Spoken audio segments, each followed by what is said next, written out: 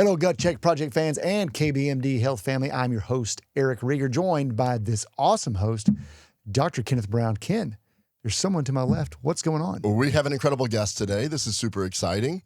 We are going to talk about a brand new topic that I guarantee you know absolutely nothing about because I recently just learned about it and we've been talking about it on social media. Yeah. I got a little story behind that, but we're going to talk about metabolic health, weight loss, mitochondrial health. Guess what? If you're interested in one of those three, and if you don't care about your weight, you're going to want to definitely care about your mitochondria because we're going to get into that. So today, I am thrilled to introduce Dr. Nawaz Ahmed. He is an expert in metabolic health and nutritional biochemistry with a PhD in food science from the University of Guelph in Ontario, Canada. Are you impressed that I knew how to say Guelph? You nailed it, yeah. I'm a little bit worried now. Dr. Ahmed has spent over a decade bridging cutting-edge research and natural health products. His groundbreaking work on avocado-derived lipids for treating metabolic disorders led to many publications, patents, and the creation of a new product called Metavo, which if you're watching this on video, you can see it right there. This is a natural health product for better metabolic health. He is also director of research at SP Nutraceuticals, and he continues to lead exciting studies in this field. I met Dr. Ahmed just a few weeks ago when Eric and I were working the Canadian Health Food Association. Yeah, CHFA. The CHFA. It is the largest food and nutraceutical convention. And I happened to be walking by their booth, and I saw Metavo, and I saw a picture of an avocado. And it was at the end, pretty much at the end of a long couple days.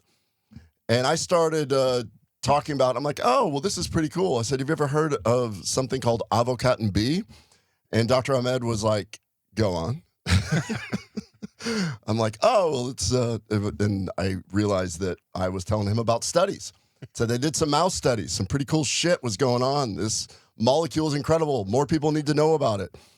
And then I found out that I was quoting him. They were all his studies. So I'm like, wow, you need to come on the podcast, my friend. So please join us in welcoming Dr. Ahmed as we explore metabolic health, avocado science, and the impact of mitochondrial health.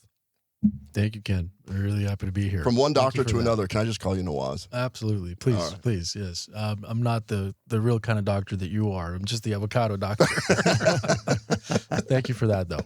Really excited to be here. These boxes, and I know Ken referenced them, man, they really grab your eye. The packaging is cool. So if you get a chance and you're only listening, like most of you do, just check it out. Check out the image. Maybe we'll put that as the still that we put up. But the packaging is awesome. This Metavo box would grab anyone's attention, I imagine, on the shelf. Yeah, we're in mass retail in both the U.S. and Canada. So really, that box is for, there's so many products in that weight management, multivitamin aisle. So we just wanted to stand out with, a Pantone color that'll basically blind you if you look at it for long enough. Before we get into all of that, I kept saying metabolic health. Yeah.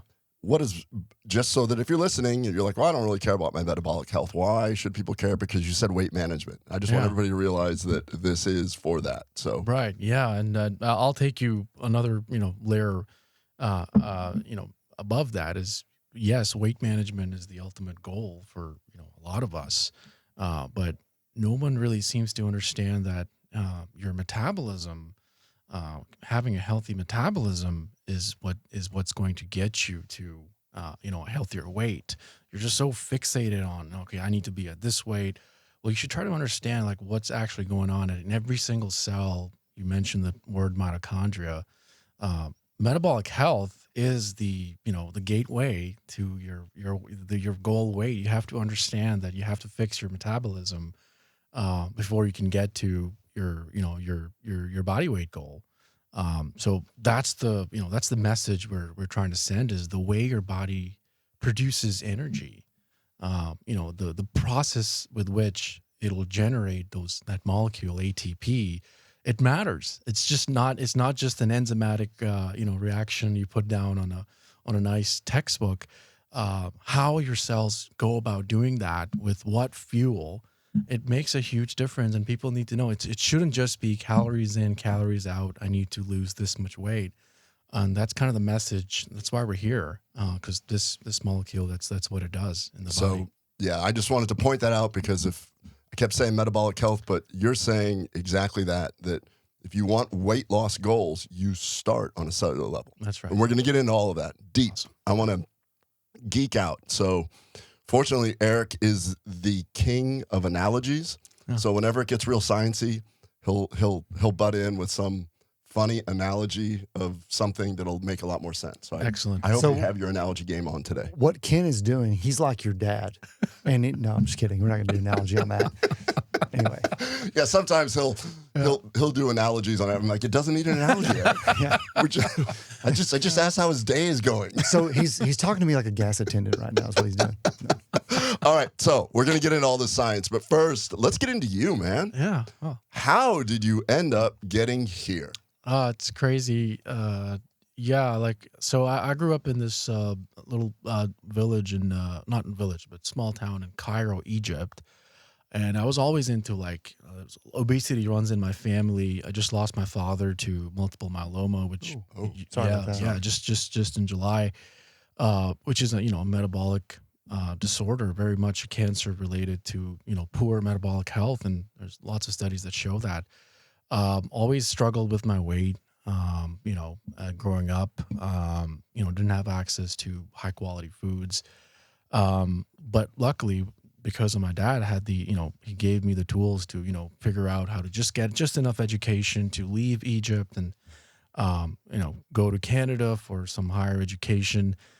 Did my undergrad in kinesiology and health studies. So I have a kin background. And then did a master's in pharmacy. I was really interested in neuroscience at that time. So I went from like, okay, maybe I want to be like an athlete to like, okay, I'll just be like a neuroscientist. Did a master's in neuropharmacology. That was a 2-year thing. And then I defended my thesis, and then I met this wonderful professor who happened to be attending my defense. He's like, you have to come work for me. I'm like, who are you? Like, I'm not sure if it ever crossed paths. He's like, you have to come work on this amazing project that I have. I've been working on this molecule in my postdoc before I became a professor. Avocados was the molecule he was working on for cancer, leukemia, for killing leukemia stem cells. So what he was working on is like, these avocado-derived molecules were killing these leukemia stem cells. They were inhibiting fatty acid oxidation, and he was showing that the cells were, those cancer cells were dying, but healthy cells were not. He's like, well, then that's what made him into, an assistant prof at that university. And then he's like, I've got a project for you. We need to bring this molecule out. We need to take it away from the bench, bring it to people's bedside. People need this. I think you're the guy for the job. And I'm like, sure, let me move from neuropsychopharmacology to nutritional biochemistry and some translational research. So very, I went, serendipitous type of a career I've had so far. I was open to, what was in front of me. And I've been doing this for the best part of 6-7 years now with this company. So 4-year PhD, and now on my 4th year with this company trying So to the commercialize. PhD wasn't... The PhD was on Avocado-B, and it spun off into our company, yes. Okay, so when he brought you over, then you were a PhD student under him. That's right. Okay. Yeah, Dr. Paul Spaniolo. Yeah. And so was your thesis, your PhD thesis on this? On Avocado-B, yeah. Oh, my It's goodness. Yes, fatty acid oxidation, metabolic modulator. That's the title of my thesis, and it's all on avocado-derived lipids. It's a funny little title because it's a very sort of like a the thesis, when you read it, it reads like somebody in like Department of Pharmacy doing like pharmacological research, high throughput screening, and it's got all those biological assays, you're deducing and getting down to the every single molecular pathway, but it's from the Department of Food Science. And that's what's so like it's so like eloquent because the bigger picture is, yes, we're showing all these amazing molecular mechanisms that often you'd see in a drug. But we're actually able to tie it to this wonderful natural molecule that's in avocados. And that's what kept me sort of going, because it's just super, super interesting. So you said a lot about what attracted him to finding you and how you articulated some of the mechanisms of action. One of the things that stood out to me that you said, and maybe we could just kind of expound upon why this is something you would want to prevent. But you said that the avocado B was preventing the oxidation of the fatty acid. That's right. So kind of talk about why that's so important at a molecular level, because this is really why people need, in my opinion, need to look at why cellular health is what's driving their overall their perceived health, I guess. Yeah, absolutely. And stop me at any time, Ken, if I say something out of line. You are the medical authority here. I am the scientist that, we look at pathways, but you're the clinical authority here. But, You do realize I'm just a simple country butt doctor. Like you're actually the smart one in the room. I mean, if you have a avocado B derived suppository, I'm your man. That's actually a good commercial. And you're in Texas. Form. And you're in Texas. We don't stop anybody from talking. So I'm going to go back to like the fundamentals of thermodynamics, I guess, right? So the whole calories in, calories out. Everybody knows, you eat less, you move more, you lose weight. But like, what's really been going on? Why has that not worked for like billions of people around the world? Why are people still so sick? Why are they still so obese? What we showed in our research, and it's not really like, we didn't really discover this or unravel these pathways. They were always talked about by, profound American and researchers around the world, is that in obesity, in the spectrum of obesity, you basically become, metabolically inflexible. So your cells, much like a cancer cell, goes absolutely nuts and starts replicating like crazy, starts taking up all the fuel resources.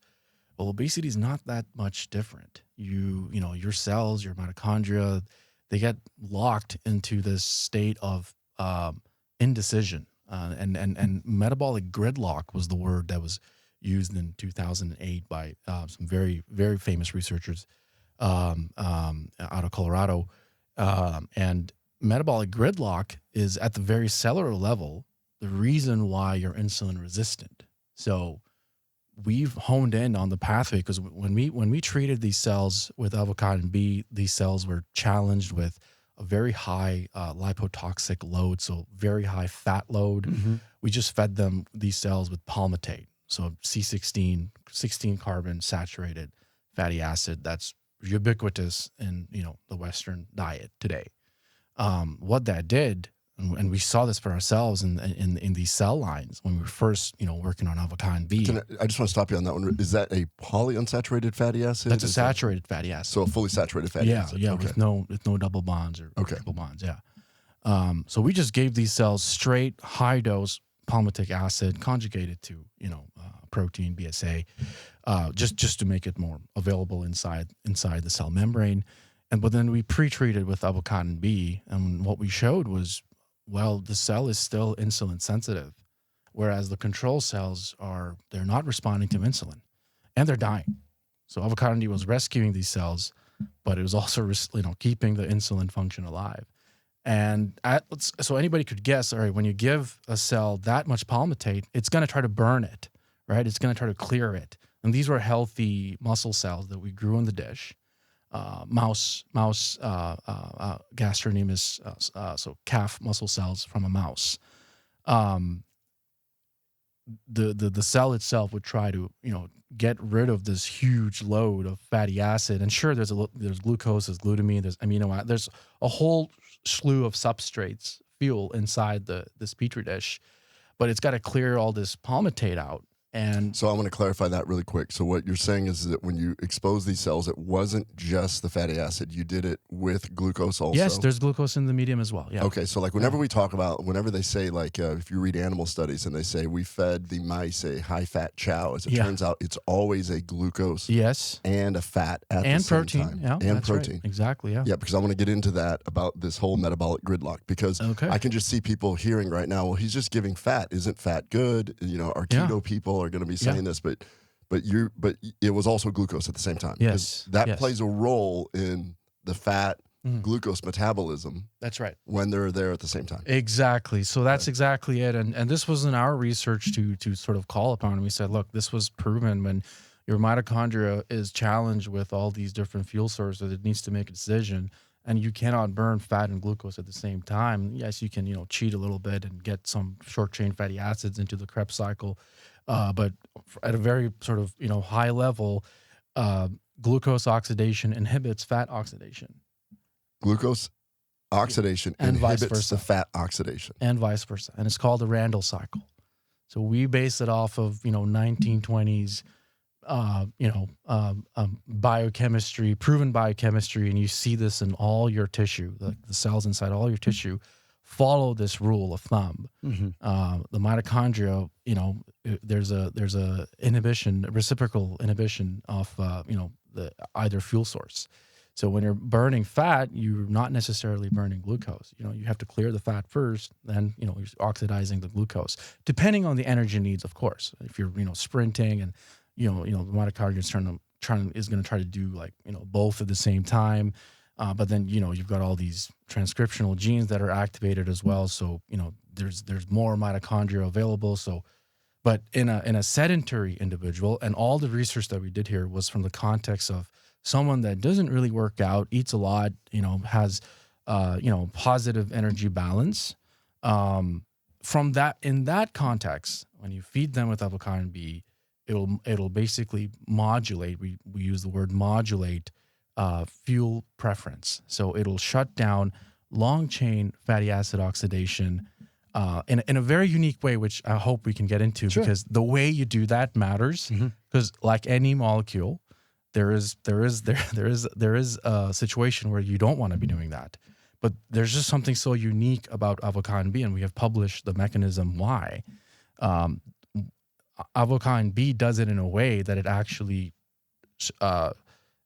switches the cell into oxidizing glucose and slows down long-chain fatty acid oxidation in the context of low energy expenditure, overfeeding, high sugar, high fat sort of diet. And we show this in our mice, show this in our cell lines. We're working on proving that in humans. And this pathway, though, is not ours to claim. It's well known that this glucose fatty acid cycle, the Randall cycle, is always at play in every metabolically active tissue. So I'm so glad that we're going to have the time to really get into this, because when I learned about avocado B, it is from YouTube personnel, specifically Dr. DeLauer, who I believe is a biochemist, and Dr. Berg, who's a chiropractor that has a huge YouTube channel. They were talking about this, but certainly not to the detail of this, because it has always been thought that avocados are good for you because they have fiber, they have healthy fat, and then now this new molecule, this avocado B. That's right. And then people are just throwing around this term mitochondrial health all the time, and it becomes the thing, mitochondrial health. And when you talked about metabolic gridlock, I just gave this presentation yesterday, and one of my slides shows the obesity curve starting in around 1978, when high fructose corn syrup was introduced in the diet, and adolescent obesity goes like this. And then in the 80s, when we have highly processed seed oils and we have glyphosate now being used, one of the theories, because this is that calorie in, calorie out, why are we becoming more obese? That's right. And I know you've got the Dr. Lane Nortons out there that are always shouting, we need human randomized placebo-controlled trials. Get that, except the trend is this way. One of the theories when I look at that is, are these things destroying our mitochondrial efficiency? Right. Yeah. Okay. So, yeah. I'm sorry. I'm going to keep interrupting because I'm trying to piece it together in my brain here. Yeah. Exactly Are you referring to like the whole seed oil thing and like? Well, there's no clinical there's not a lot of, but like you said, you only have to look at the timeline to say, well, Yes. there's probably a very strong correlation here. Because you have, I mean, as a gastroenterologist, I have people that come to me and they're like, I'm trying to eat good. Yeah. I'm doing everything I can. I continue to put on weight. And we're talking about, well, how many calories are you doing? Do you have that little app that shows your macros? Do you do this and that? But what we're talking about here is if you don't have healthy mitochondria Right. and you eat a typical standard American diet, then you're going to have the glucose. You're going to have, well, in this case, high fructose corn syrup, plus the fat. And if you don't have a healthy mitochondria, it doesn't know how to burn what? No. Okay. So you're actually energy deficient. You're actually not producing ATP because both the pathways are blocked. And we showed this in our papers. And yes, metabolic gridlock is the more general lay term, but the term that's more accepted is incomplete fatty acid oxidation. So when the mitochondria is so overwhelmed, it's just constantly trying to clear this free fatty acid load, and the fat molecules they're getting into the mitochondria, but they're sort of like being chewed at. They're losing a few carbons, 2 carbons. The basic pathway of fatty acid oxidation, but then they're they're left behind. So little bits and pieces of these lipotoxic intermediates is the words we used in our research. They're going and blocking the receptor tyrosine kinase, the insulin receptor. It's literally blocking a serine phosphorylation site. So when insulin is binding, nothing is happening. Nothing's happening. Glucose is not getting into the cell.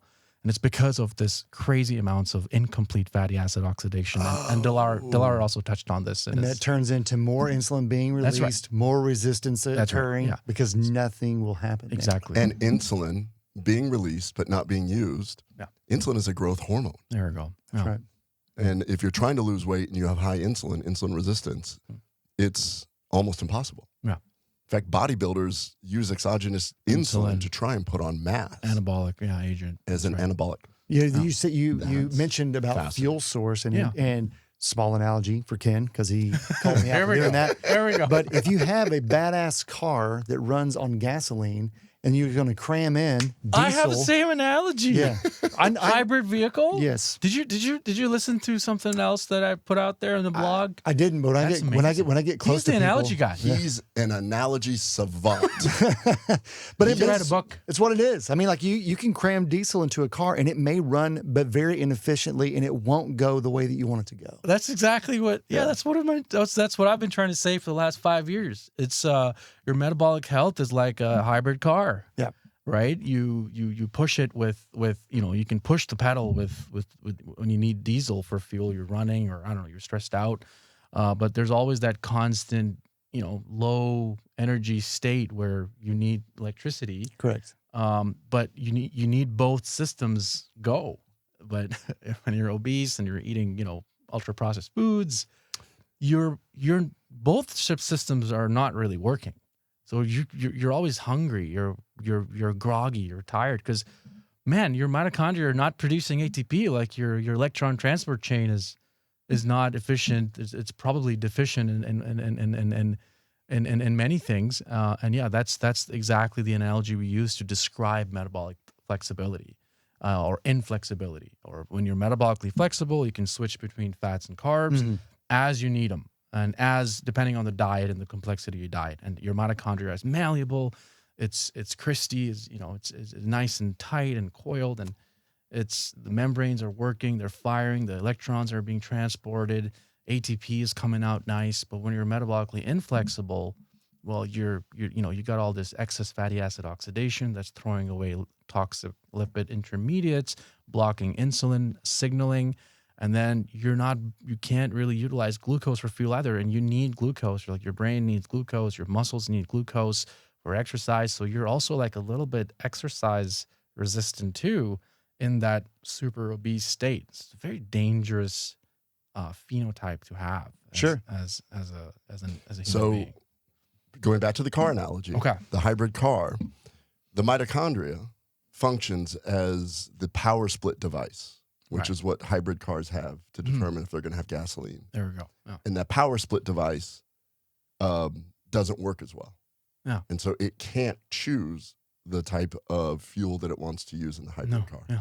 It's the metabolic gridlock. Yeah. You're pounding the pedal, and it just is using the little battery to try to push you down the highway. You're not getting anywhere. Yeah. Yeah, And that's there's no output. Yeah. And I had to look that up really quick to see what actually does that in a hybrid car. In case you're wondering. I drive a Toyota. I have a hybrid. I love that thing. But yeah, like if I'm going on the highway, the hybrid system is not on. Like Correct. it doesn't do anything. But when I'm in the city, I'm going 40, kilometers. I know you're American. I don't know what that is in miles, but it's not very 200 miles an hour, isn't it? No. Yeah, it's right on it. 220, whatever it takes. Yeah. So yeah, that's exactly it, Eric. And you, how did you just come up with that? Yeah. Just from this? Yeah. That's I'm telling you, amazing. Analogy savant. I thank you. I don't know what to say to that. I'm flattered. I'm flattered.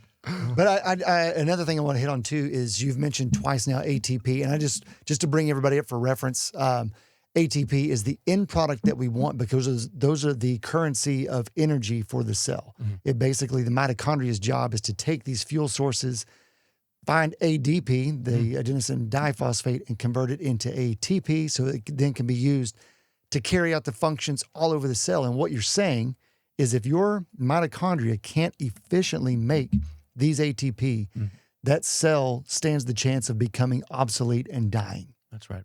Yeah. And so I just wanted to kind of get some context to the ATP. Yeah, exactly. Like that's exactly it. Your cells are starved long term, and and then you eat more.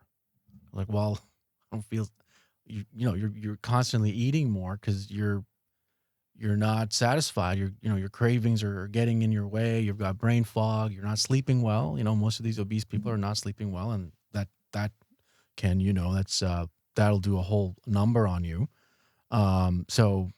You're just starved. You're obese and you've got all this excess fat and body weight, but you're actually starving on the inside. On a cellular level. Isn't that crazy? Yeah. So and that's because you have such advanced mitochondrial dysfunction when you're that obese, and it's gonna take more than caloric deficit and all that stuff is great. Diet, exercise, sleep. It'll have a big impact, but your mitochondrial dysfunction is so advanced. Your cells they're almost like cancer cells. Like they're like doing their own thing, and they're just like they're struggling. Whereas a cancer cell is constantly replicating, taking up all the it's a thing of its own. It's not part of the healthy group of cells. So I like to think of it that way. Those mitochondria you want to get rid of those mitochondria as quickly as possible. And whether if you take avocados, so you modulate, you basically shut down incomplete fatty acid oxidation, start using some of that glucose, give your body some energy, and that's what avocado B does. You can finally start to oxidize one fuel source. You can actually start using glucose, shut down the the lipotoxicity or the incomplete fatty acid oxidation, because you've been doing it for years. You've been obese for decades. Okay, let's face it. You've been trying to lose weight, but you haven't been able to get to a healthy body weight. Your mitochondria has been constantly trying to get rid of this extra body weight by burning all this excess fatty acids. Your adipose, your fat tissue gets so enlarged, it starts leaking free fatty acids in your muscle, ectopic intra-myocellular lipid accumulation, or ectopic fat. It's a little bit different than visceral and subcutaneous fat. Wagyu beef. Yeah, exactly. And that's exactly right. Because you see that in Wagyu beef, you see the marbling. Yeah. And that is because of incomplete fatty acid oxidation. You get a buildup. This is so cool because Eric and I have talked extensively on mitophagy. Yeah. And mitophagy is when your body gets rid of sick and inefficient mitochondria. Yeah.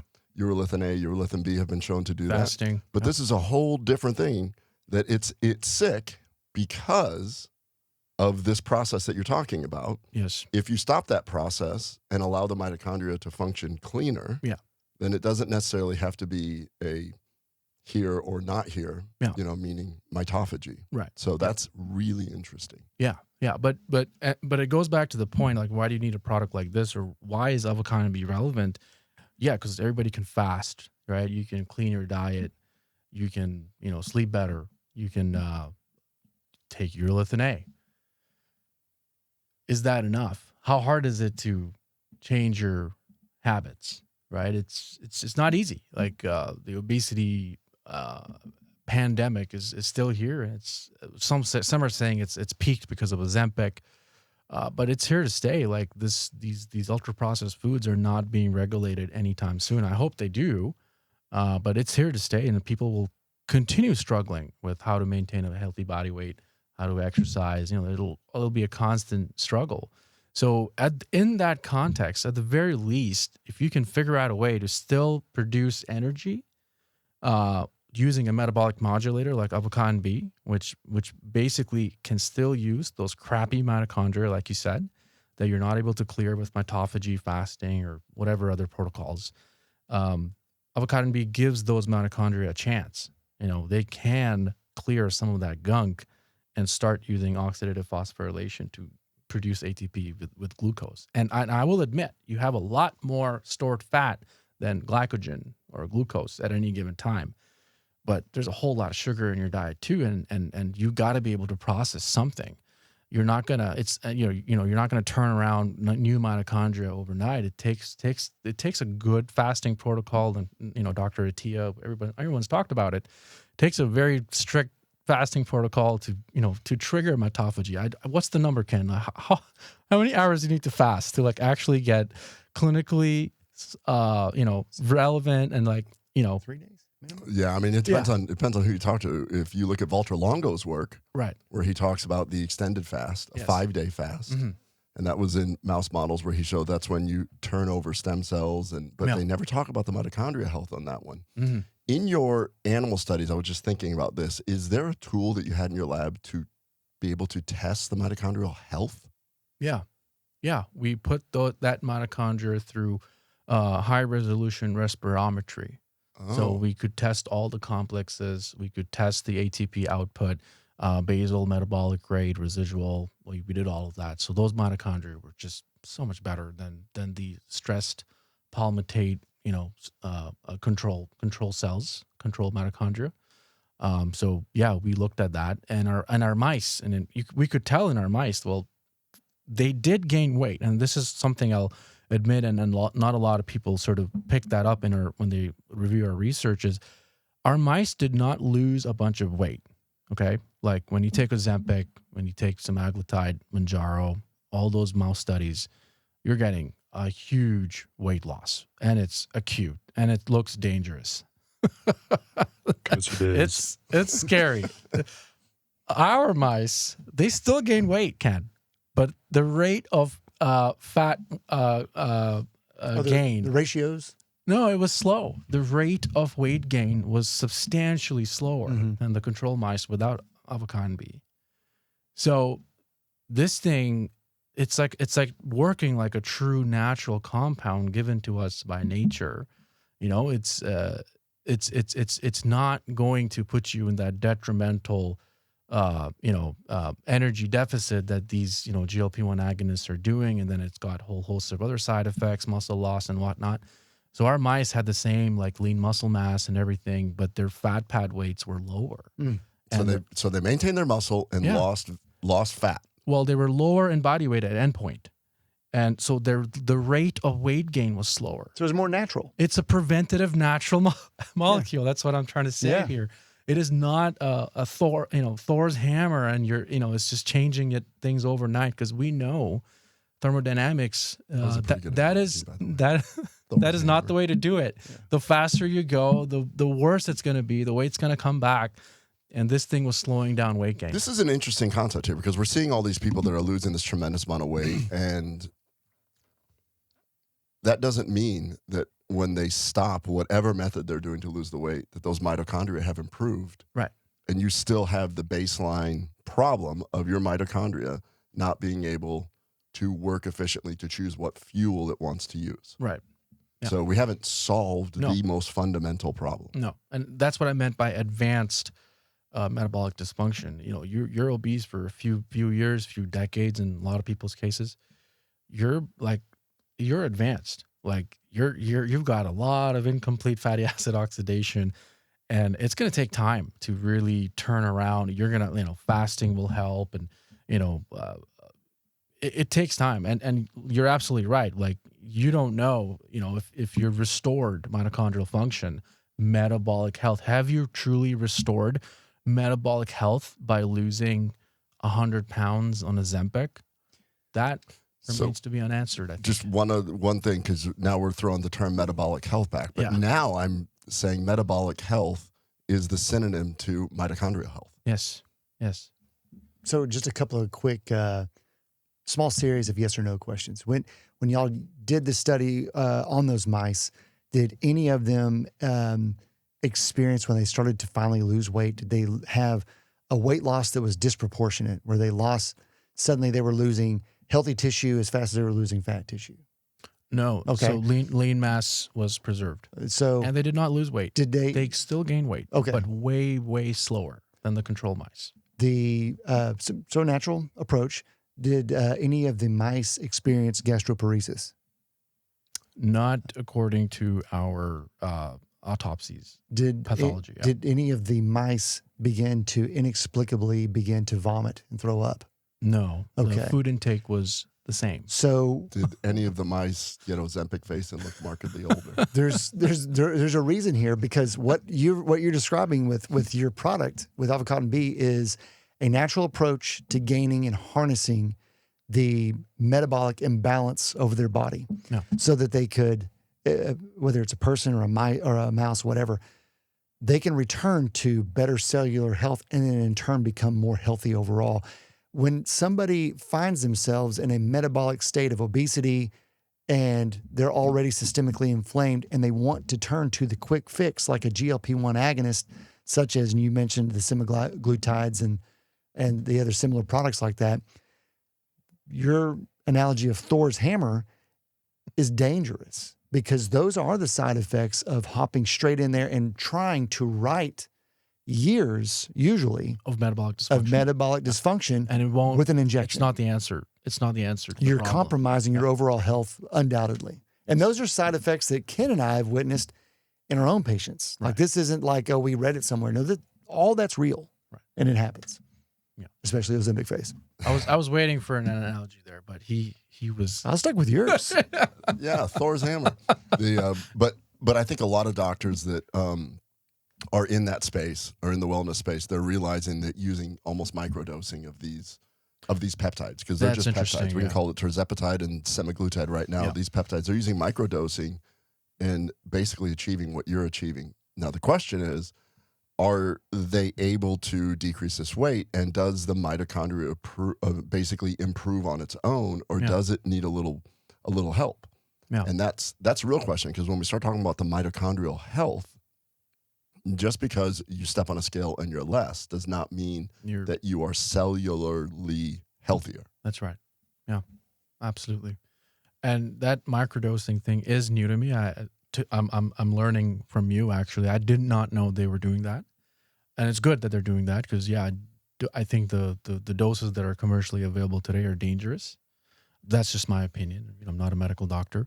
Having said that, why do you still need to be on that drug when GLP-1 is a natural, anorexigenic hormone that your body will naturally produce if you're feeding it the right things? Now, you've got my products on there, and I do appreciate, we do appreciate the platform. You will see the word GLP-1 on a couple of them. We're not saying that Avocado B is Ozempic. We would never say that. We're just saying that there's a GLP-1, for lack of a better word, boosting program, and it's actually an exercise and diet plan that I put together in a few weeks. And we used all the meta-analysis, clinical research, food science to look at what are the best meal combinations. So I put together this plan, and we're making some suggestions to say, look, you scan our QR code, You take avocado B, which is great for your mitochondria. It's got the avocado, but it also has this meal plan that you can have access to. So we're not saying it has, it's Ozempic. We're just saying avocado alone can actually boost GLP-1 levels, and there's been other researchers that have showed this in a mixed meal. It releases more GLP-1 compared to a control meal, and there's a whole host of research that's coming out. Just looking at food effects on gut hormones, and you know this better than I do, Ken. And some of these meals that we've sort of prepared or created or put together on paper is just not even our research. And it's just, when you take olive oil, when you put a certain amount of olive oil and you take a little bit of pistachio and you have that as a snack, your GLP-1 response will be, it's just basic. And most people know this. So when you have a fat, have healthy fats, you'll be more satiated. Well, actually, GLP-1 is one of the hormones that's doing that. And of course, there's other hormones, neuropeptide Y and GIP and whatnot. So why is it that you need this pharmaceutical dosage, whether it's a high dose, microdose, to potentially do and achieve that with, healthy diet? That's kind of the whole point, isn't it? That's how you fix this obesity epidemic. If everybody could get access to these healthier foods, higher protein, about a 40 to 30 to 30 ratio is what I found in my research to be sort of optimal for GLP-1 release. You're eating like that, and if that's your sort of daily sort of caloric breakdown, doesn't matter gender, it's not gender specific. So 40% protein, 30% fat, 30% carbs. That was generally the ratio I was finding. Like, okay, yeah, these meals are having this superior effect of increased satiety. So if people can just eat like that, and you don't necessarily have to take any product, but if you can just do that, you're stimulating natural GLP-1. So I just scanned the QR code, and this is great. You have it. So when you scan the back of Metavo, there you've put together a nice PDF that pops up on a 7-day meal plan for 2,000 calories, if that's what you're going for, or 1,500 calories. Yeah. And it is breakfast. You even built in some snacks: breakfast, snack, lunch, snack, dinner, even a snack then. And you have the total macros at the bottom of each one of those. Yeah. But this is based off of eating in a way where you get the biggest bang for your buck to stimulate satiety. Yeah. And you get the mitochondrial health with while avocado taking B. Yeah. Because you still need to address the advanced metabolic dysfunction. And you've got like a whole recipe book. Yeah, and there's a little look at snack. that. There's a little snack there. We do have some meal replacement products. You can turn them into a brownie if you really wanted to. In And a microwave. grocery list. There's a grocery list if you want to go for it. But You made it easy. we're trying to make it easy, but most people won't really follow that to a T. But the message is, guys, that's 40, 30, 30. That's 40% protein, 30% fat. Please just eat like that every day, even if it's a snack. Put some pistachios in it and make sure it has 8 to 10 grams of protein. Just do that. You don't have to follow that. You really don't have to make those meals. But please, prioritize protein because you will be fuller. Prioritize healthy fats. Get rid of all the seed oil junk. Absolutely. All of that stuff is, unanimous. It's consensus now. Just eat like that and you're going to feel full. Yeah. You're going to stimulate GLP-1. This is not new research. Novo Nordisk did not invent GLP-1. It's been known that it's a satiety hormone, and it gets naturally released when you eat the right foods. But if you eat inflammatory foods, and you don't get that satiety response, and you're just starving. You're starving yourself by eating crap. Well, we've talked about this, that the largest mergers, the two cigarette companies buying all these food companies and turning the food in itself into an addictive product because they design these highly processed foods so that you don't stimulate the leptin. So you actually keep buying stimulate ghrelin, which is the hunger hormone. So you want to buy more of those things. That's right. And it's the same methodology that the cigarettes companies used to sell all those cigarettes. And when you look back at the history of that, it's pretty fascinating. And they knew about this. They knew this is how to do it. Sure. Well, okay, so we happen to have here in Plano, Texas, happens to be the headquarters for several large companies. And I don't know, what do we got? Pepsi here. We got Frito-Lay. We've got Dr. Pepper. And so I have patients that are food science PhDs that come in. And they're brilliant people. No. and they get hired by these companies. Yeah, that's right. And a marketer, the marketing division of these companies, they come up with how they can market something. Then they go to the food science people and go, make this Better. Yeah. Well, no, basically, like, this is how we're going to market it. Prove it Figure otherwise. out how to do it. Yeah. And then the food science people work in a lab to try and do that and say, well, we could get close. This is the best we could do. Yeah. And now that Frito chip slides down the back of your throat easier because of the coating that we decided to put on. Even faster, even more dangerous. Yeah. So you're kind of a rogue food science person that wasn't swallowed up by the big processed food industries. No, as I said, lost my dad to a metabolic cancer. I'm actually struggling with my own body weight right now. I'm sure you can tell. And my dad's passing was very, very tough on me because just so. Wait, so first of all, if you're just hearing this, no, you can't tell. This is a handsome man. All right, stop that. We all struggle with it, Ken, and I'm telling you, like, I've struggled with weight my whole life, and I was losing 2 pounds a week on the on like Metavo products. I was taking 2 meal replacement servings a day. I was still eating normally. My dad was just diagnosed at the time. I'm like, we got this, Dad. Like, we're going to help you through this. I was feeling good about his diagnosis. And I was losing 2 pounds of weight, 2 pounds per week. And my PhD was not an easy time. Life happens. Right? I just couldn't control it. And I was eating crap. And then my dad got sick last year, and I was in this program. I was losing 2 pounds of body weight per week, 1.5 to 2 pounds, and I was doing so well. Then he just stopped responding to the immunotherapy he was on, and we didn't have access to a lot of things that you have here in the U.S. And he was being treated in Egypt. Kind of fell off the bandwagon. I stopped sort of watching what I was eating, started skipping doses. It'll get you. It's hard, Ken. I just want to say I am actually the persona that needs a product like this.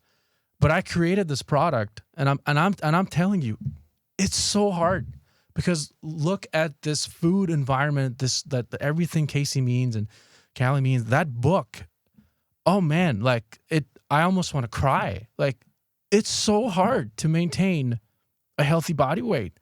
Even with someone with like my level of knowledge, I know I shouldn't be eating this bag of chips, but I went for it because I'm stressed out about my dad's response to the immunotherapy that he stopped responding for, that we paid $5,000 a vial to get him from the US. I'm just stressed out, and I'm eating crap and, hospital food. And why is it that food is not better regulated? Why are they allowed to sell Skittles? Why are they allowed to sell poison? Well, first of all, I want to say thank you so much for being this honest, because I know that this is your baby. And I know that if you are going through a stressful period like that and you realize that you are the science behind a product that maintains weight, and you're being open about stress of life, the PhD, your dad dying, things get away, and then all of a sudden you're not doing what you're telling other people to do, and it's your baby. I love your honesty on this. That's brave. Yeah. Because you're not. Yeah. So this pandemic of people are not to blame for this problem that we've created. I don't want to say it, but yes, it's those big food companies. It's the big pharma companies. I hate to put them in that camp, but they created this environment around us. What kind of food do we have access to? Well, you brought up Casey and Callie, and I love the fact that that's what you referenced, because I actually just finished their book. I think that it was a great read, good energy.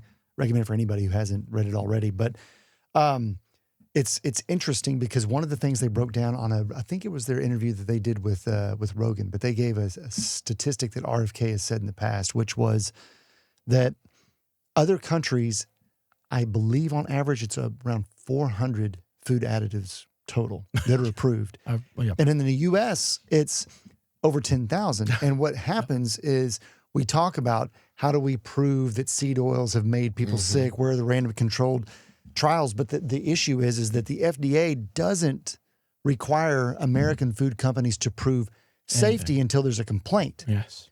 And so since most people and individual researchers don't have the money to go out and do all of that kind of stuff, it's disingenuous to say without an RCT, which is random controlled trial, we can't prove that this is actually related or causing it. We can just hypothesize that it's correlated. Right. And that is a ridiculous hill to die on. And I'm hopeful that we can get some change Policy and have change. some, yeah, absolutely.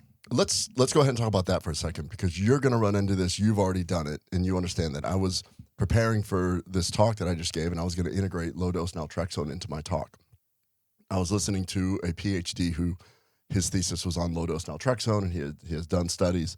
And the person interviewing him said, well, how would you, why don't you just, that's what it was. Why don't you just do a study on humans proving the decreased inflammation in the brain using LDN? And he's like, okay, well, I'm really glad you asked that, because I've been doing research my whole life. And every once in a while, we can get some funding for something. But if I'm going to do a 100-person study on low-dose naltrexone to check neuroinflammation, which means I need some other mechanism, whether it's an MRI or something else, he's like, just to get those 100 people, we're looking at $1 million minimum, and it's probably super low, because to do these human studies, it is outrageously expensive.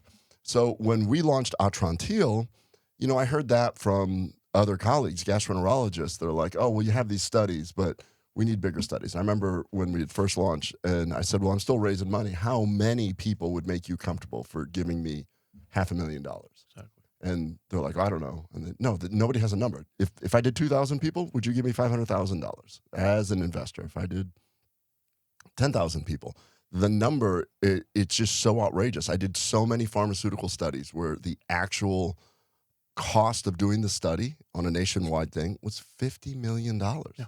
$60 million just to get it approved by the FDA. That's right. And sometimes they put that money in and it doesn't even get approved. Yeah. So when we start talking about this, throwing around, where are the human studies? Show me a randomized placebo-controlled trial on humans. That is a fictitious world Yes. that the large pharmaceutical companies own. And That's nobody else is getting into that space. Yes. And you're going to be asked that also with yours. We do all the time. Yeah. All the time we get asked that. But there's over 1,000 studies on that are linking avocados with better metabolic health. Sure. Just eating avocados alone. But yeah, like you said, and Ken, like just eating avocados. Well, that doesn't sound that hard. You can do a randomized trial where you give somebody a apple that looks like an avocado and and then follow them along. You're going to be the placebo. yeah. The avocado looking apple. That's a really good study. Yeah. No, but somebody's over there scooping this thing out. The other guy's eating his avocado. Yeah. No, those studies exist, and but for us to do a trial on Metavo, for instance, we have that phase 1 study. So when I developed this product with Dr. Spagnuolo, we needed to determine if it's safe, because we needed to freeze dry the avocado. Oh. That's actually very hard because of the oil content. And then, we're concentrating all these nutrients and, of course, AvoB. And the way that the avocados, the biochemistry of the avocado itself, not every avocado has AvoB in relevant amounts. Really? Because it's a substrate to, it's basically like a substrate for making its own fatty acids. So it's actually not even a lipid. So it's a 17 carbon polyhydroxylated fatty alcohol. So it's actually not a fatty acid, avocado B. And Yeah, I didn't want to correct you at the beginning by calling it a lipid. I'm like, you don't even know that this is a 7-hydroxylated. We knew he would do that. It's not actually a fatty acid, which could say it's not, the mitochondria can't use it as a fuel source, but it can be converted to other fatty acids, and avocado itself is doing that. The biochemistry of avocado is using avocado B and molecules that are similar to avocado B to produce your nice oleic acid that's, MUFAs, PUFAs, and avocado needs to do. So the highest amount of avocado B is in the seedling when it's germinating. It's just packed with these fatty alcohols. As it, harvests and grows and, the mesocarp forms, then the avocado B-like molecules, they basically give their carbons, and you get all these amazing avocado fats. And everybody loves avocado fats. Everybody knows that it's good for you, satiating. MUFA, Mediterranean diet, all stems from avocado. So we needed to sort of find the right avocados And we tested like China, Australia, New Zealand, Mexico, Colombia, Chile, Kenya, South Africa, Israel, and we're like, guys, our Zimbabwe, Madagascar. I'm not kidding. I tested all these myself. So you're just traveling the world. I did not travel the world. This, it was a lot of adventure FedEx. hat where you're like, I'm here to test your avocados. Yeah. I like that. Somehow I see you as like an Indiana Jones style. I wish. California is also on that list because and that was easier. Yeah. Well, I didn't go anywhere, but yeah, a lot of FedEx and UPS, and we tested, different harvest stages, and we're like, oh my god, it's got to be like not fully ripe, and we have to like quench it at certain fate, and like ripening is actually very complicated. The way these farmers are ripening these avocados, it's very controlled. And it's got to meet like USDA guidelines for import into U.S. and export around the world. It's actually very heavily regulated, and it's because of the way they're doing it right now. You're not actually getting the highest amounts of that particular class of molecules in your everyday store-ready avocado. So I can't eat X amount of avocados and get the appropriate amount of. I don't think so. B. I don't think so. Yeah, and our mice were given a pretty high dose, 50 to 100 milligrams per kilogram body weight. And then we were showing these effects. And generally, a ripe avocado will have about 50 to 100 milligrams if it's the right kind of avocado and it's the right sort of ripening stage. And it's changing every day. Yeah, because it's continuing to make the fatty acids. The analogy of this is so much like sulforaphane content in broccoli sprouts. Right. Yes. So it's a little bit volatile. You can't really standardize it that easily. So we figured out a way to freeze dry it at the right ripening stage and the harvest stage. And I went to all these orchards to say, guys, you got to make my product a different way because your most ripe powder doesn't have any of this. So they're basically making it just for us, and it's so expensive, Ken. And these products are retailing for $40, $39. We actually don't make any money on it because the avocado is so expensive, just because the way we're procuring this avocado. I'm just making a guess here, but would it be possible that y'all are paying a higher price per weight because you're taking a smaller, fully formed fruit to make the product? Okay. Yeah, it's literally being plucked out of the tree at a different time, just much for earlier. Us. Just for us. Wow. That's fascinating to actually have the conversation with the person that makes a living selling avocados to Families. Sam's and Walmart, where they're like, we're a volume avocado thing, and they. Yeah. Oh, yeah. Yeah. I went to Colombia myself, went to Mexico, I went to Chile, met the families. It was heartwarming to see that, these small farms, and like, they talk about like cartel activity. I didn't see any of that personally.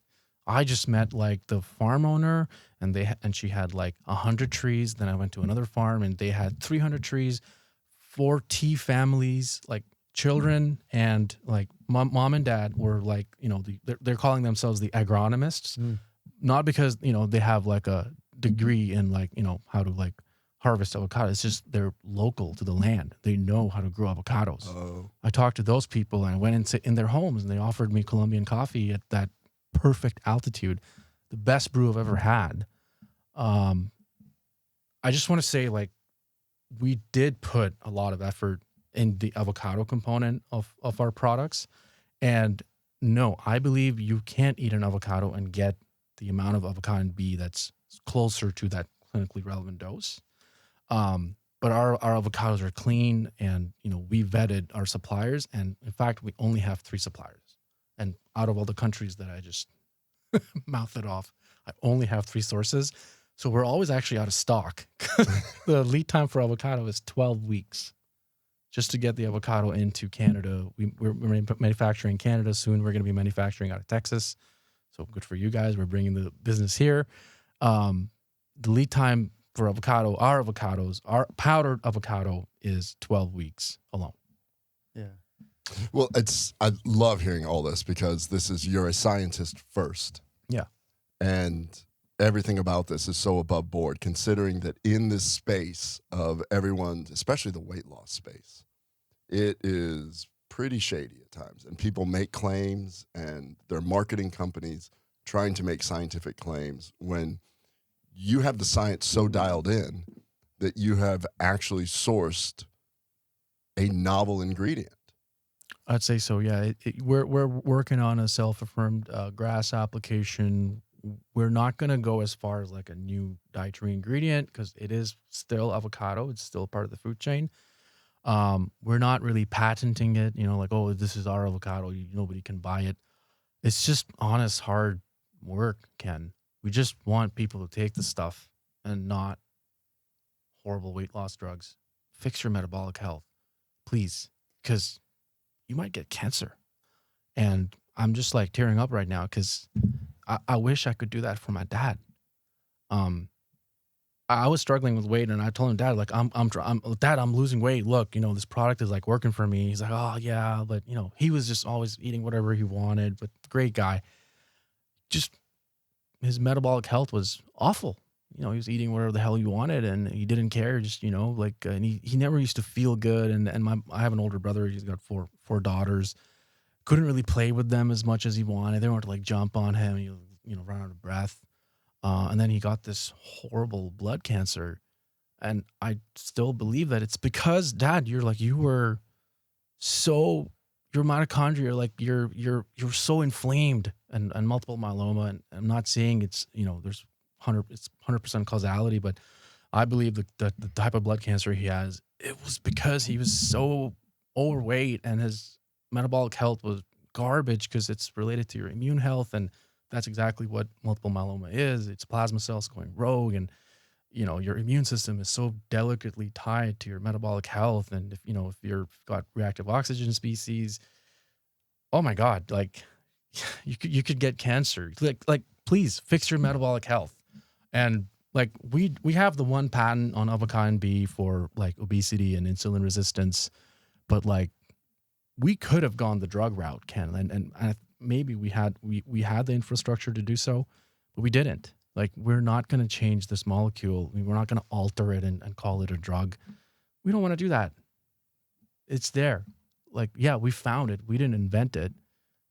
Take it, right? And please fix your mitochondria, because it could have so many implications.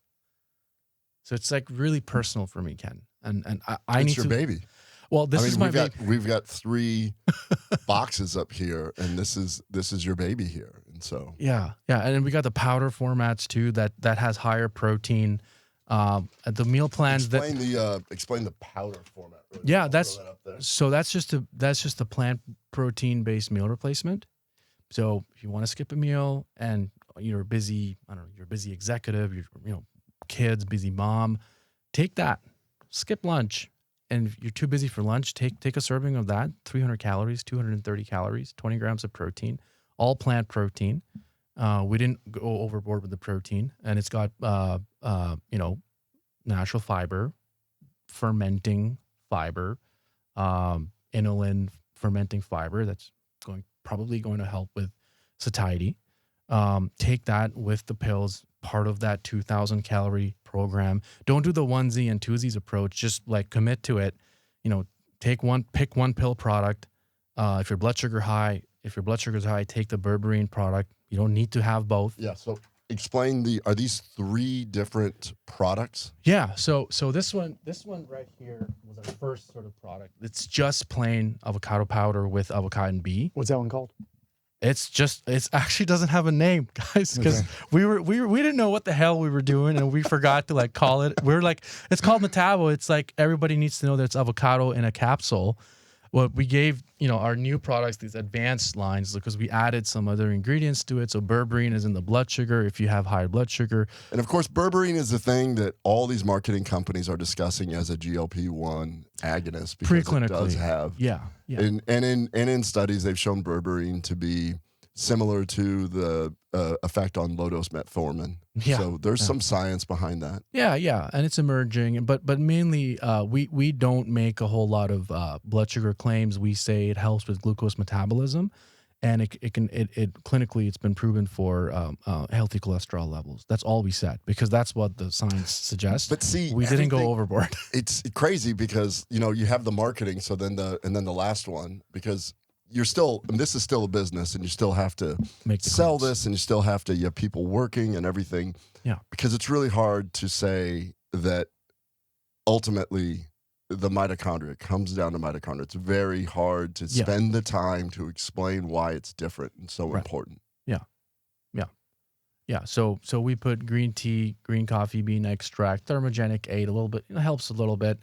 And the program basically, and it's got chromium, for blood sugar itself. That's there's enough evidence on chromium alone. So the ingredients will help, but we're not saying, do the onesies and twosies approach, take one product and off you go, your metabolic health is fixed. No, please, look at the program that we built, or look at other people's program. Find a program and get on that program, whether if you're trying to lower your blood sugar, if you're diabetic, or if you're just trying to lower weight. Don't do the onesie and twosie approach. We have the suite of products that you could order and on the same time, and lose 1 to 2 pounds of body weight a week if weight loss is your goal. But yes, avocado B is in all our products. It's going to keep targeting that incomplete fatty acid oxidation. And we've put other ingredients that can help you with, fat mass loss and, really bring down blood sugar with the berberine if you really need it.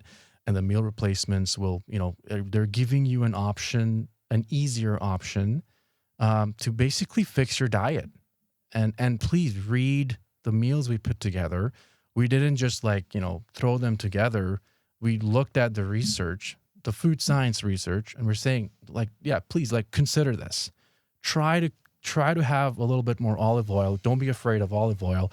Don't be afraid of nuts. Don't be afraid of higher protein. No, it's not going to make you bulky. No, it's not going to screw up your kidneys. Just consider it and try it before you get jabbed. I love that. Yeah. I'm going to throw you a curveball. Okay. And I'm going to put you a little bit on the spot, but we talk inflammation all the time. Okay. And so as a gut health, I believe that, all health, you've been saying it the whole time, all health begins and ends in the gut. Mm-hmm. What we put in our bodies has a role. When my research with the way that if you have small intestinal bacterial overgrowth, if you eat highly processed foods, we know that these inflammatory cytokines float around. Do you have any knowledge on the effect of the mitochondria with inflammatory cytokines? Meaning inflammation, how does it affect the mitochondria? Yeah. Inflammation from the viewpoint of mitochondrial function, you're saying? Mitochondrial function. So what I'm trying to do is tie this together, where is part of the mitochondrial dysfunction, is it made worse in the setting of an inflammatory system? So if you've got interleukin-6, TNF-alpha floating around, does that make the mitochondria or the power split device even more difficult to decide between which fuel? Yeah. I would, so I'm actually not a nutritional immunologist. So my PhD supervisor he did his PhD in nutraceutical immunology. Oh. He actually was a gut guy. And he was studying what happens when you put curcumin and other kinds of nutraceuticals and ascending colon, descending colon, effects of nutraceuticals. So he would probably be the better person to answer this, and I'm sure you are too. But to my knowledge, I don't see why not. We know that in cancer, that same inflammation can literally switch what fuel sources these, your cells start fermenting glucose and the Warburg effect and all that, it can switch the phenotype of the cell. And why does that happen? Well, there's got to be another variable. And then I think it's those inflammatory cytokines. Well, maybe not them alone, but that inflammatory niche and microenvironment can 100% affect mitochondrial function, mitochondrial fission, resistance to exercise. I wouldn't doubt it can, but wouldn't know the exact mechanistics of how. Is it the electron transfer chain that would sort of be perturbed? Would it be electron transfer with all these aisles floating around? or would it just be basic ATP miss sort of calculation or perturbation in how much ATP you can generate per molecule of, say, glucose? But I wouldn't doubt it. Like, I mean, it's being obese, being overweight, or having an unhealthy gut microbiome, and can lead to that inflammation that would 100% affect mitochondrial function. And I'm sure that's been proven. I mean, I get people that are not obese. They have been working out, and their gut, something happens to their gut. Typically, It's going to end up being bacterial overgrowth. They get an infection, and then all of a sudden they bloat after they eat. Right. One of the most common things they tell me is, I'm so fatigued.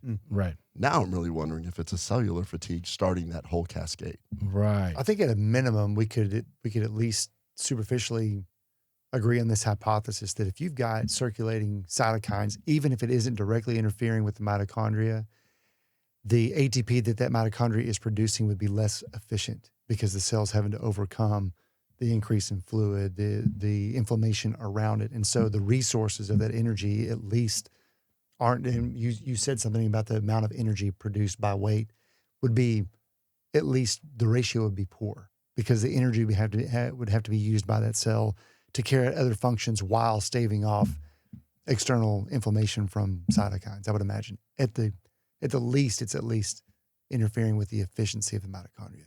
Yeah. Interesting. I mean, now I'm just trying to think that if I'm talking to my patients and I'm like, okay, you've got gut issues. We're going to rebuild.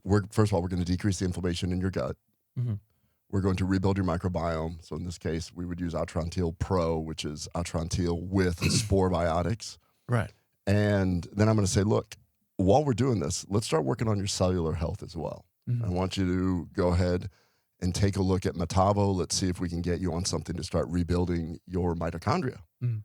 And at the same time, so we're going to stop the inflammatory source, and we're going to heal your cells. Because what we're talking about is a lot of people that have all the symptoms of somebody that, like you're describing, if they're sedentary and they're obese and they have all the brain fog and the fatigue. Well, I see a lot of people that Don't are have not that, but their gut is screwed up, but they have those same symptoms. Right. Disturbed sleep. They feel like they have brain fog. They feel like that they're super fatigued all the time. Right. Yeah. Start chasing hormones and all this when, oh, wait a minute. What if it's mitochondria all along? Right. Yeah. That's an interesting, was a little bit of an aha for me too, having heard you say that. But it also, like, it scares me how powerful your microbiome is. And you're just saying these patients of yours, they don't look metabolically challenged.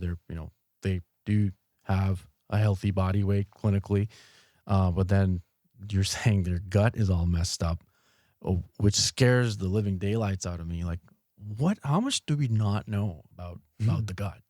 And how powerful is it that it can, like, the gut microbiome alone can create all this inflammation that can kill you, right? Like, and I think we're in the best time,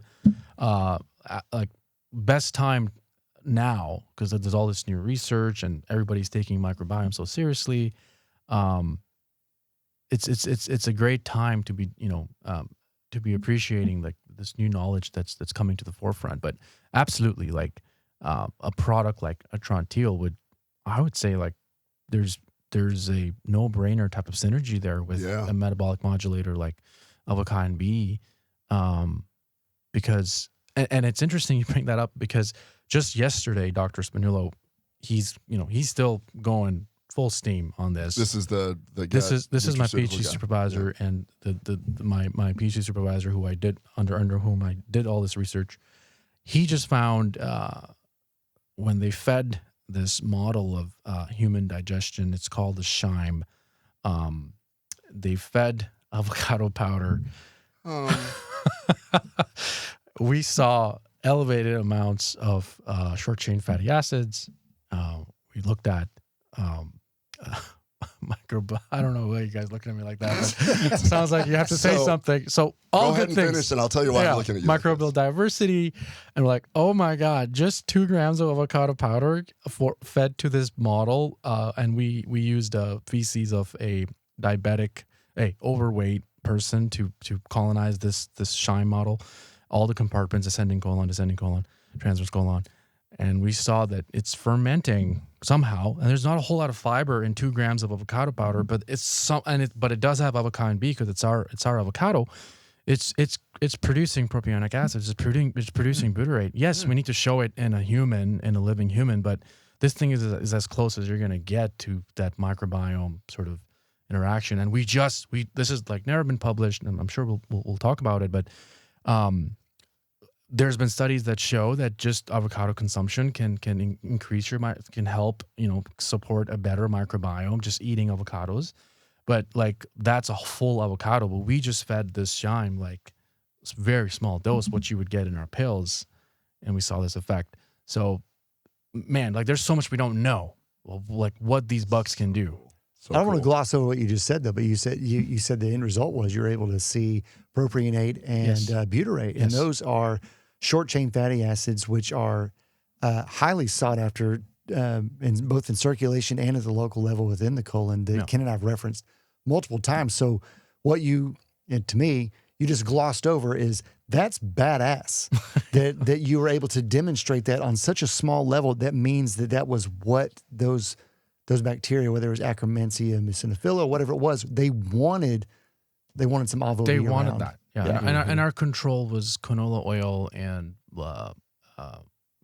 we use some canola oil and skim milk because avocado is not soluble. So our powder formulations, they're not soluble in water because there's 60% fat in avocado. So you actually can't take Metavo. So the pills you can take with water, but those powder formats, you kind of need like a fat diluent. So we gave the SHIME like skim milk, 1% milk. And the control compartments had the canola oil with the milk to sort of mimic the avocado matrix. But then the interventional SHIME arm had avocado and the milk. So there's not a whole lot different between the control and the intervention. And yeah, we were expecting nothing. Like this thing doesn't have like insoluble fiber, doesn't really have like, it's a very small dose. Do you question on that? I forgot his name? Your Dr. Paul Spagnuolo, yeah. Spagnola? Yeah, he's Italian. Did he do? Does it get absorbed? Because like berberine is poorly absorbed, Yes. and so we know that. But with the people that we're working with, the scientists, there's a lot of these polyphenolic compounds like berberine and turmeric and things. It's meant to not really be absorbed because it's your Exactly. microbiome that breaks it down into the beneficial components. You know that. Does avocado B get absorbed, or does it need the microbiome?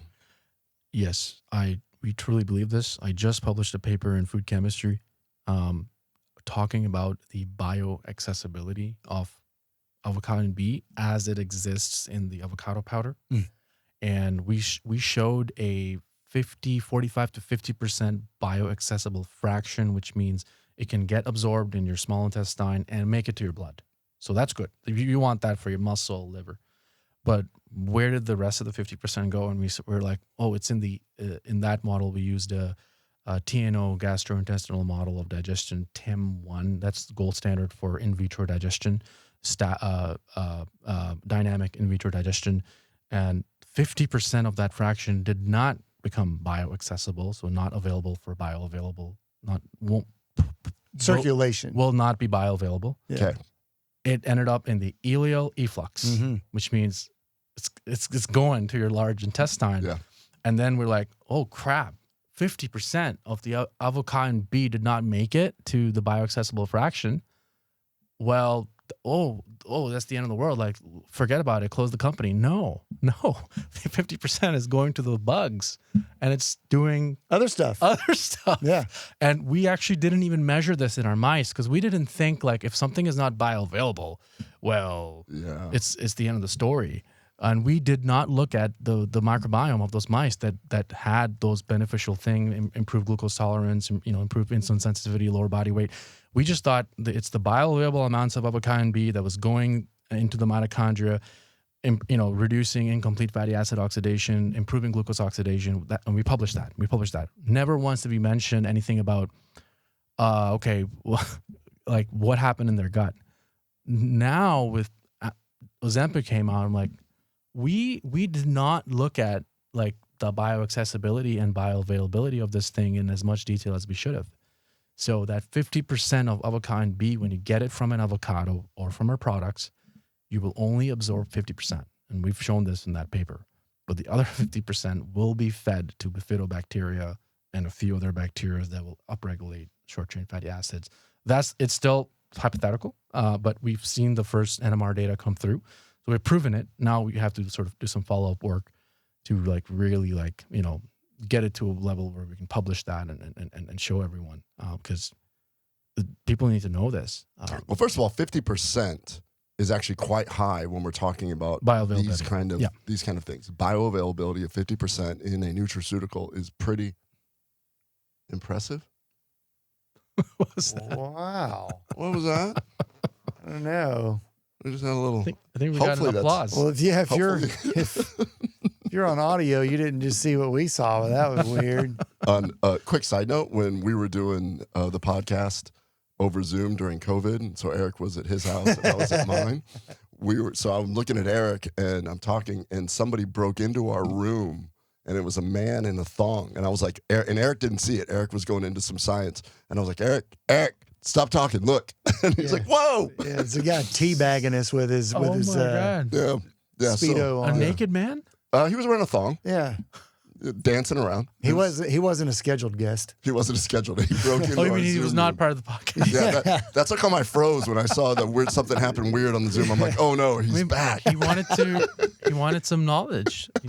All right. So what I was going to say is that 50% is actually quite good, but the other 50%, which is really interesting, the research that we have is that you need the right microbial diversity to fully get the benefits of all these different molecules. Which now we come back to that thing of the marriage of an Atrantil Pro with Metavo, where we're improving the microbiome and they both help each other work better. Right. But 50% is still dope.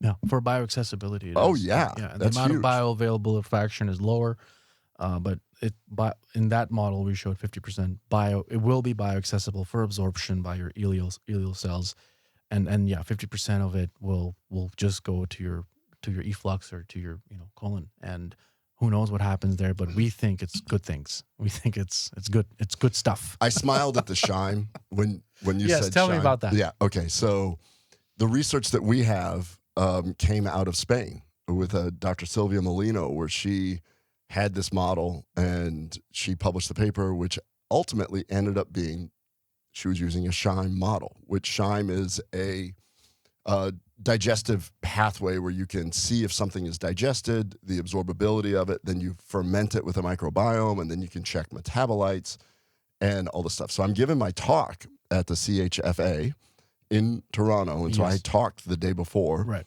And it was great audience, super interactive in the Q&A, and then one guy is like, hey, have you ever thought about seeing what metabolites would happen if you did X, Y, and Z? And I was like, funny you say that, because we're actually talking with a university in Italy to do this. We're going to do more studies like this. And all he said is, let's talk afterwards. I'm like, okay. And afterwards, as it turns out, he is the representative for ProDigest, which is the company out of Belgium that has the shime protocols. Yes.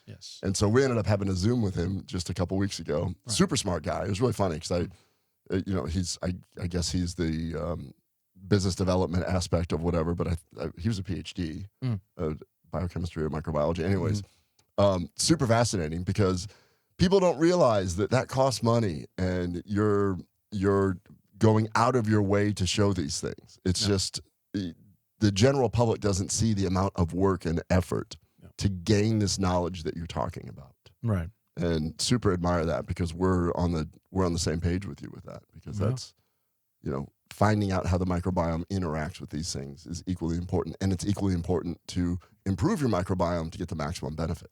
Right. So Atrantil would reduce colonies of the stuff you don't want. So that's pretty powerful on its own, because we don't know if avocado consumption or avocado B can actually influence which colonies stay, which sort of go away. What's fascinating is that what in human trials, this group out of Spain, what they showed us with chestnut and cabracho, that in human trials within 28 days, it improved the microbial diversity, decreased let's just call them bad bacteria, but decreased the genus that has been associated with inflammatory bowel disease, obesity, and cancer, and increased genus of these different types of bacteria like Akkermansia that tend to produce more short-chain fatty acids and anti-inflammatory metabolites, increase NRF2 pathway, all these things. So it's fascinating, as you said, we thought about going the drug level, and it just seems like the more and more, if you allow your body to work with Mother Nature, that's right, it figures it out in the best possible way. We need an analogy right now. Drop one right now, Eric. So that's whenever said. You're a kid and you're playing, and there has to be the little thing where you have to stick the round thing in the square hole or the square thing in the round hole, you'll find it doesn't fit. You may be able to hammer it in there with your little plastic hammer, but you're going to break your toy. That's eating the bad stuff or taking a drug. But if you take Mother Nature, which is the round thing into the round hole, or the square thing in the square hole, or the triangle in the triangle hole, it's easy, it feels good, and you get to play with your toy tomorrow. That sounded oddly sexual. You didn't say what kind of analogy. You just said, come up with one right now. And that's it feels good, and you get to play with your toy tomorrow. I love That's what Mother Nature will do for you, Kim. That was good. I love that. So if you're in America or the U.S. or Canada, where can we find Metavo? You can get it. I recommend buying it from Metavo.com. You'll There you get go. the best deal, but we're on Amazon. We are. Nope, stop. Just Metavo.com. Metavo.com. Okay, yeah. Put in code GCP for 0% off because you're already working too hard for this. You don't need to take anything else off. Yes, free shipping. And if you press the chat button, you actually get sent to me. I guess you're not, because we don't have anyone else to answer the customer service. I'm so gonna mess with you. It's so cool. No matter what, if I can't sleep, maybe I've drank. I'll be. Well, we're going to Hilton Head. Tomorrow. I'm gonna be like, all the baby bathwater people. Like, everybody, watch this. It's like 3 a.m. I'm like, watch this. He'll talk. Look at that's him. It's this guy. Yes. But we are also in retail. So we're going to be in Vitamin Shop GNC this December. So January 1st. Congratulations. That's great. Yeah. And they're really crazy about the, alternative to Ozempic. That's really big there right now. So, we showed them this product and they felt it was a good fit. In Canada, we are everywhere in all mass retail. So Loblaws, Banners, Shoppers Drug Mart. But again, Metavo.com is our site, and it's literally run by family, and I'm sitting there answering customer service calls, and it's you can get it pretty easily, but we do run out of stock because, as I said, our avocado takes 12 weeks to get here, so we're actually always battling inventory challenges. That's because every lot has to pass that avocado B threshold, which is so challenging, but it's also the right thing for us to do. So my suggestion for everybody listening to this, if you really want to get the biggest bang for your buck and make these things work together, Atrantil Pro or Atrantil regular in retail, but Atrantil Pro is the physician version. Happen to be a doctor, you can go to kbmdhealth.com, get Atrantil Pro, and then go to Metavo.com, Metavo.com, and start taking both of these products. And if you have any questions at any time, day or night, hop on that chat, and Nawaz will talk to you. I get it on my Even phone. if you have questions about Atrantil Pro, he will log them and then contact me at a more appropriate time. Yes. If your lover has left you, go to Metavo.com and hit the chat button. He's got answers for you. AvoB will solve your issues if you go to chat. There's so many things here. If you're playing with your toy and that it's not bringing you joy, just go ahead and hop on that Metavo.com chat. And this is awesome. Hey, Nawaz, thanks so much for coming to hang out with us today and driving all the way from Canada to hang out with us. That's great. Thank you so much, Eric. I did fly down here, but next time maybe I'll drive. To really get to see the U.S. with all the states. But thank you so much for having me. I'm so like, I can't believe like how we met and you just found us at CHFA. And I can't believe we didn't know you guys were around. So thank you for this platform. And I think like Atrantil, like you're really trying to help people that are quite sick, and they may not look it, but we've advanced, science so much now that it, like, taking a nutraceutical is no longer associated with that negative connotation that it's not going to do anything because there's no randomized control. It's like that notion. I feel like, we should resist against that notion because these products are scientifically proven. And I mean, when people say that, listening to you talk today, this is your baby, but you're a PhD and your thesis is in this. There's nobody on the planet that knows more about this than you. So forget I need to see more data. Like, you're the damn data. Yeah. Like, you're it. Like, what if you want to know it, you're it. Yeah. Thank you. Thank you, Ken. Thank you for having me. And don't forget, he's still on the chat. Thank y'all so much for joining us today. And be sure and check out Metavo.com, and be sure and also email us and let us know your thoughts and questions you want us to pass on. And we will see y'all next time. Thanks, everyone.